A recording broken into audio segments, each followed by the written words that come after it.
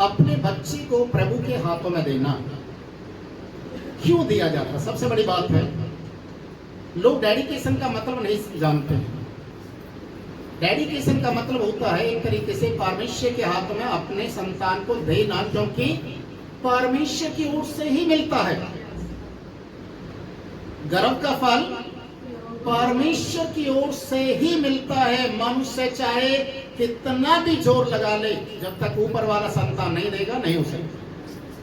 इसलिए आज इस दुनिया के अंदर बहुत से लोग अलग अलग जगह जाकर मत्था टेकते हैं, तीर्थ स्थानों में जाते हैं, कहां कहां जाते हैं संतान की प्राप्ति के लिए, और नहीं हो पाता।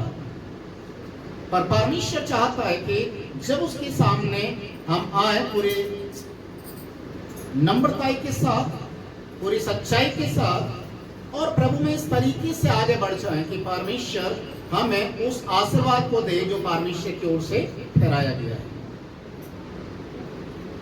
परमेश्वर के नाम को धन्यवाद हो। जब हम बच्चे को जो परमेश्वर की ओर से हमें दिया जाता है, उस बच्चे को हम परमेश्वर को समर्पित करते हैं, तो उसके साथ परमेश्वर का एक कार्य जरूर से होता है। कितने लोगों को मालूम है, मूसा जब बालक था उसकी माँ ने उसको क्या किया, उसके साथ नील नदी में एक टोकरी के अंदर रखकर उसे नील नदी में बहा दिया कि मुझे इसका मृत्यु देखना ना पड़े। क्योंकि उस समय की स्थिति ऐसी थी कि राजा फिरौन ने एक आज्ञा निकाल रखा था, हर एक इजरायली स्त्री का जो बेटा होगा उसे मार दिया जाए। और उसने उस बच्चे को क्या किया, नील नदी में टोकरी में रखकर छोड़ दिया। पर कुछ समय के बाद हम देखते हैं कि मूसा की बहन थी जो उससे बहुत प्यार करती थी, वो उस टोकरी जो पानी में बहती हुई जा रही थी, वो भी उस नदी के किनारे किनारे उस टोकरी को देखते हुए जा रही थी कि ये जो टोकरी मेरे जो भाई है उसको कहां तक लेकर जाती है। और बाद में हमने देखा कि उसी देश की रानी, मतलब राजा की जो बेटी थी, रानी कहलाती है, वो जब नहा रही थी उसी नील नदी में, उसने उस बच्चे की आवाज को सुना, टोकरी को मंगाया, खोलकर देखा उसमें बच्चा है, और उसके बाद उसने उस बच्चे को क्या किया, अपने राजमहल में लेकर गई, उसको पाला पोसा और उसको दूध पिलाने के लिए उसकी माँ को बुलवाया। देखिए, उसकी माँ अपने ही बच्चे को दूध पिलाने के लिए पैसा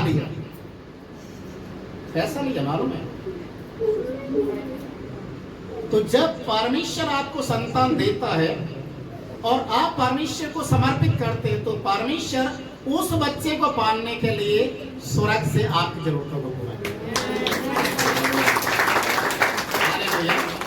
तो परमेश्वर स्वर्ग से आपका जो उस बच्चे के ऊपर खर्चा होगा वो सब परमेश्वर देता है।